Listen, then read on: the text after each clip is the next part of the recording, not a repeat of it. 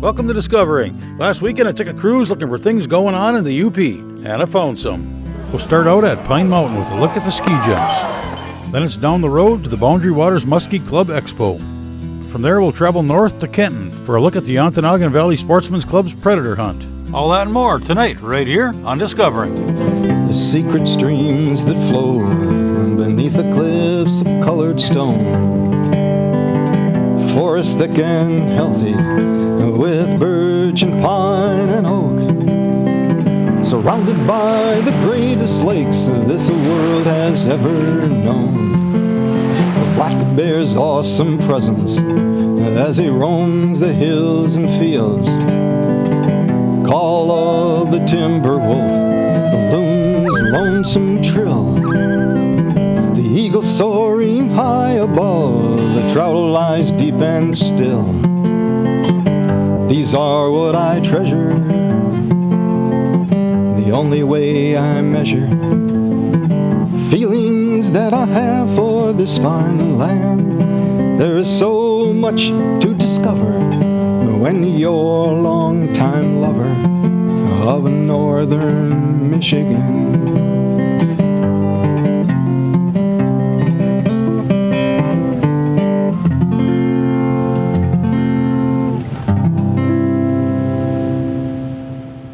My first stop was Giant Pine Mountain for the FIS Continental Cup ski jumps.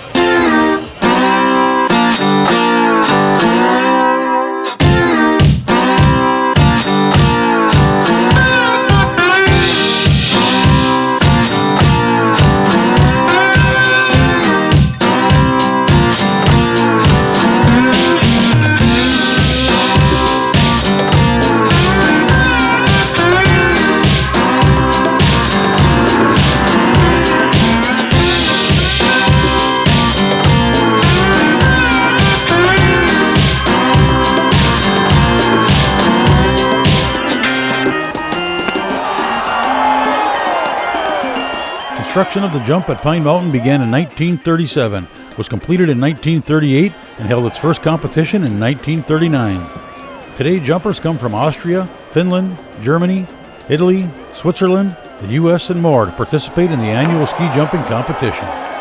Records in all classes have been set at Pine Mountain, and is known throughout the world as one of the best. Conditions for this year's competition were challenging. The hill crew had to re-snow the scaffold on Saturday morning and recut the track, which is always extra work. It's very hard. Successful competition on Saturday. The crowd was fantastic. The skiers did a great job. Not a hill record this year, but oh my gosh, they were banging the bottom of the hill.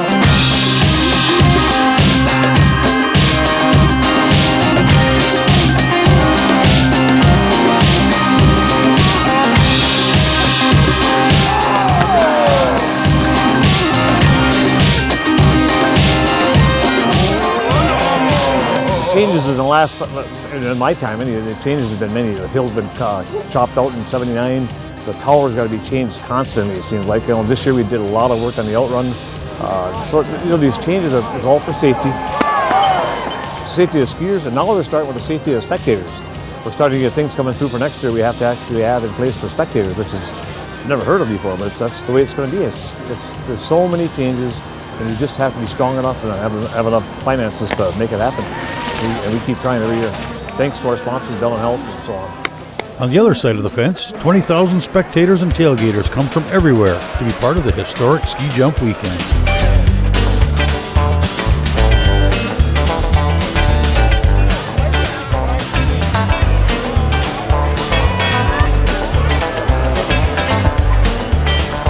It was really great on Saturday morning, right out of the blue. A brand new gold sponsor came right out of the parking lot with a $3,000 sponsorship donation. So they just love ski jumping in Iron Mountain, and any support we can get will produce another great competition like we had in 2016. Thanks so much to Bell and Health and all the other great sponsors and ski jumping fans that we have.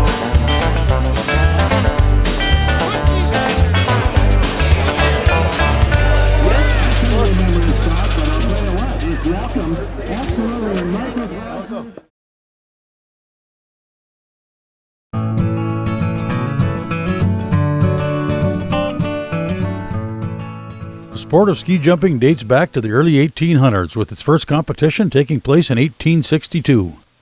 Of course, ski jumping has been part of the Upper Peninsula for many years as well. The snow-covered slopes of places like famed Iron Mountain, Michigan, offer an inducement to youngsters to try their skill on skis.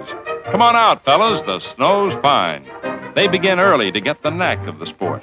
All set? Here we go.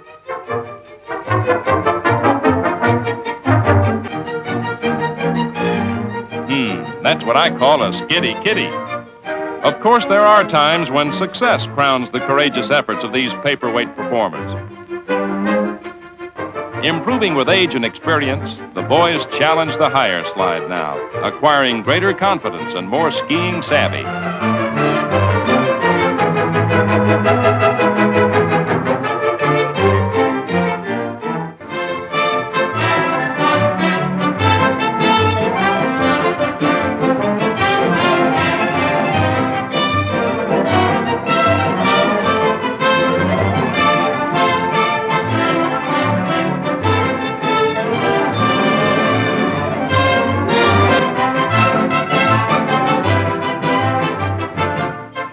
There they are, pint-sized performers on a king-size hill.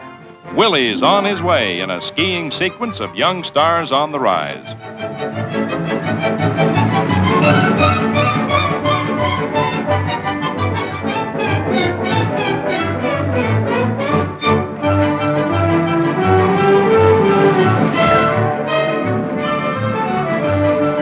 Right now, it's mere child's play, but the crucible of competition, from whence will come our championship performers of the future. That's kids in sports, our future champs.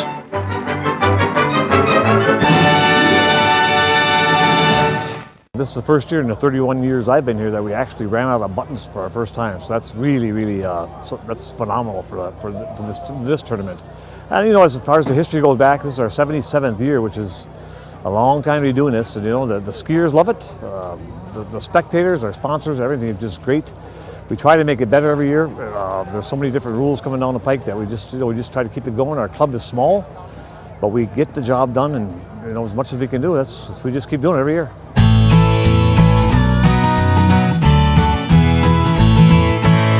From the ski jumps, it was down the road to the Boundary Waters Muskie Club's 8th annual Expo in Iron Mountain. Well, today's the 8th annual Expo that we've had here in Iron Mountain, and this event has continued to grow year after year, so we're really excited. This is the best speaker lineup that we've ever had. Boundary Waters was founded because there were groups of muskie fishermen on both the Wisconsin and Michigan side of the border. So, you know, it made perfect sense for us to get together and try to find a way to do something productive collectively.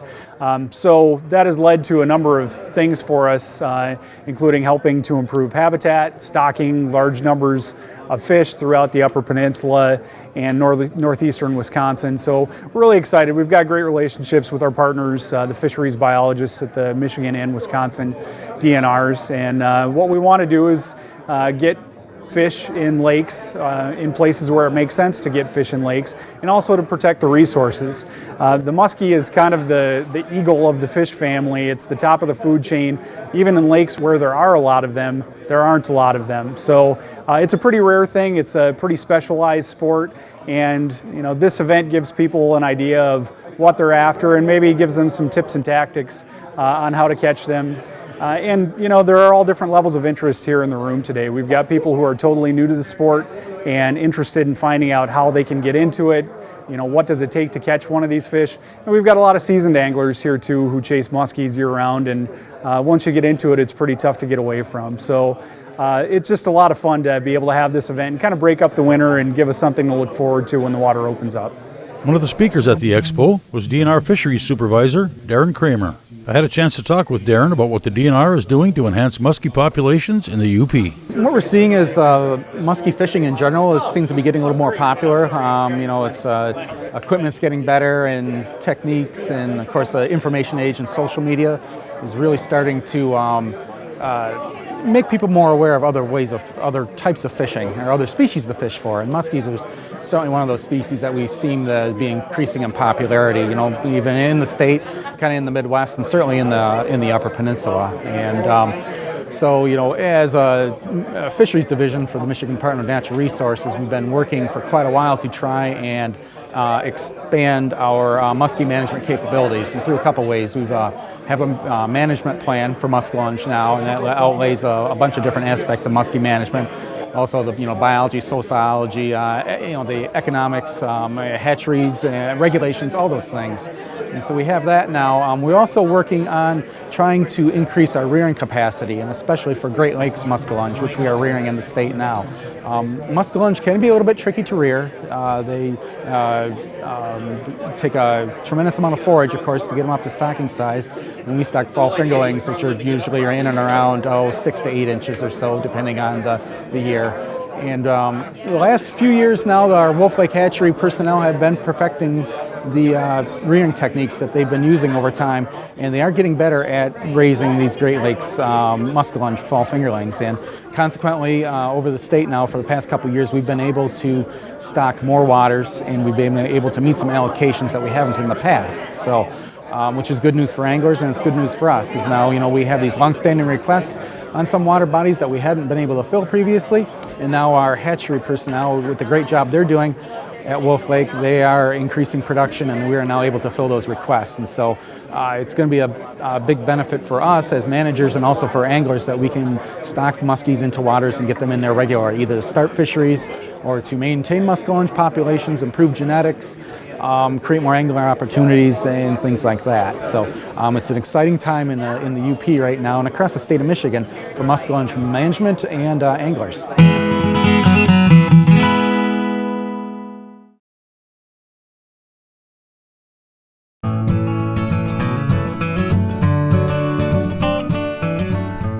The next stop on my weekend tour was the town of Kenton for the Ontonagon Valley Sportsman's Club's Predator Roundup.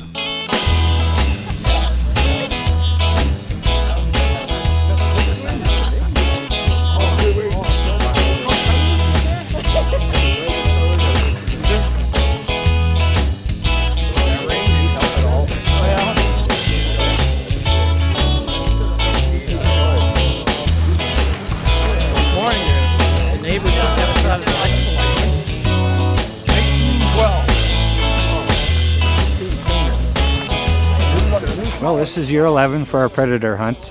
We started this back when predator hunts were kind of a new thing. I look at it as a brand new sport, along with a way of cutting down on a number of predators, which we seem to have plenty of.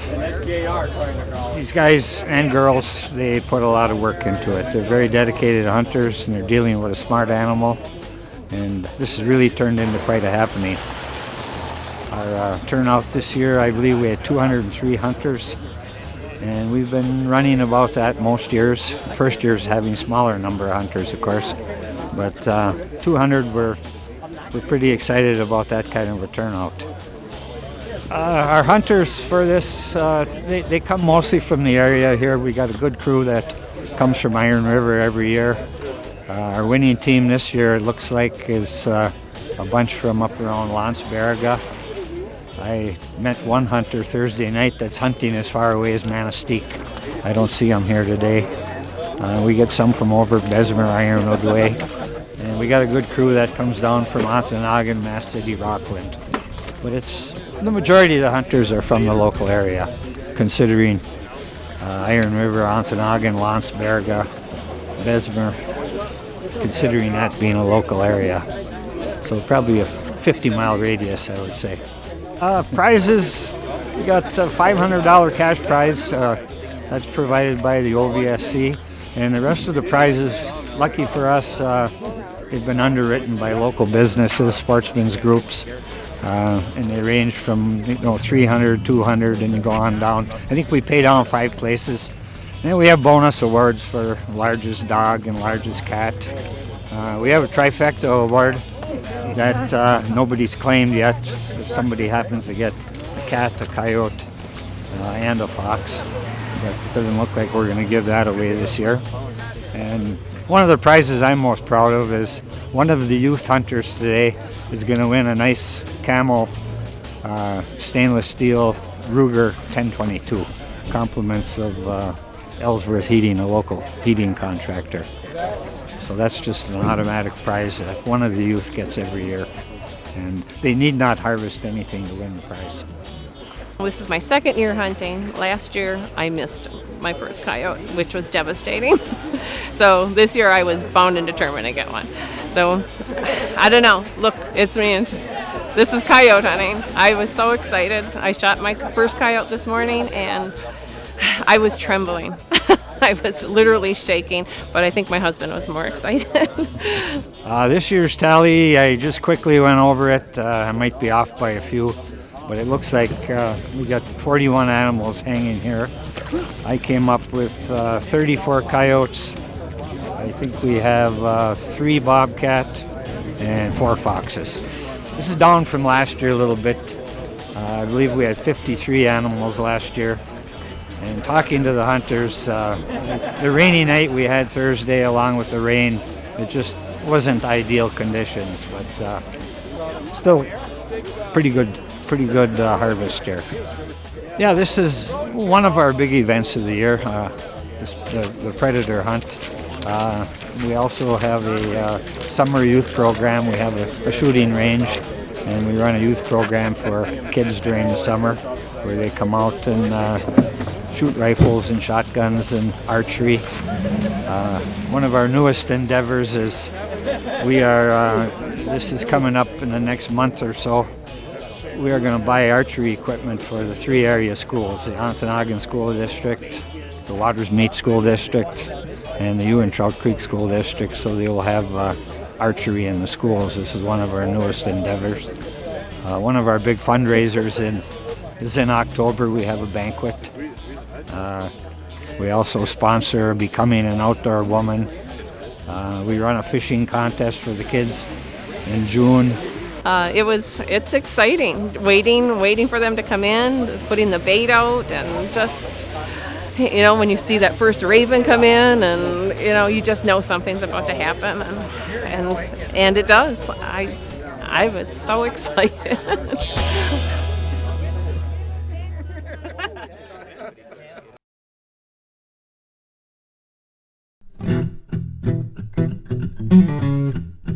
One thing about Yoopers, they have a knack for coming up with simpler and more sensible ways to accomplish just about anything. Actually, one of the main reasons we started our online store at shop906.com was because of the many common sense products I ran across in my travels. Well, my trip to Kenton was no exception. It's there I ran across Rick Miskovich, who came up with a simple and sensible solution to solve some of the issues associated with snowshoe bindings. And we tried a long time to find something that would really be easy to get on and off. It doesn't get much easier than this. So if you would, slip that over your ankle. Yep, right there, that's good. All right. Slip your toe into the toe strap. Get it in there far enough so it doesn't, but not far enough so that it touches there. Back it up a little bit. Okay, snug it down. And what you're doing is, and it's on. It'll follow you anywhere. Pull out of it and leave it on your ankle. The buckle that we've got on here and the strapping, you can tighten it down. It's not restricted to how many holes you've got in the strap. I mean, we've been through quite a progression of things getting it put together. This way you can get it tight enough so it's on your toe, and so it works pretty good. We also include a carrying strap. You wrap through, wrap your rubbers in there, run it through itself, hook it over the tails. If you don't have tails, if you got the rounded ones with the tails, you can either tie a knot in it or use a keychain carabiner type thing. Throw them over your shoulder so when you come out on the road and you're walking down, you got your hands free for your camera or your gun, whatever you want, so it makes it really pretty nice. So.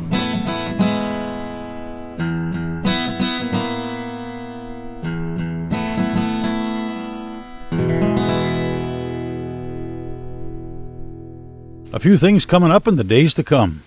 The Michigan Department of Natural Resources reminds hunters that tree stands must be removed from public land by Tuesday, March 1st. All scaffolds, raised platforms, ladders, steps, and other tree climbing devices must be taken down. Owners of equipment that is left on public land after March 1st will be subject to prosecution. Coming up in a couple of weeks, on March 12th through the 15th, it's the Mark Martin Ice Fishing School on Little Beatty Knock. For more information, visit fishingvacationschool.com. Remember, you can always find more information about products and destinations featured in the show at 906outdoors.com. We'll finish off my weekend tour with a stop at what is considered to be one of the Upper Peninsula's most picturesque waterfalls, Agate Falls.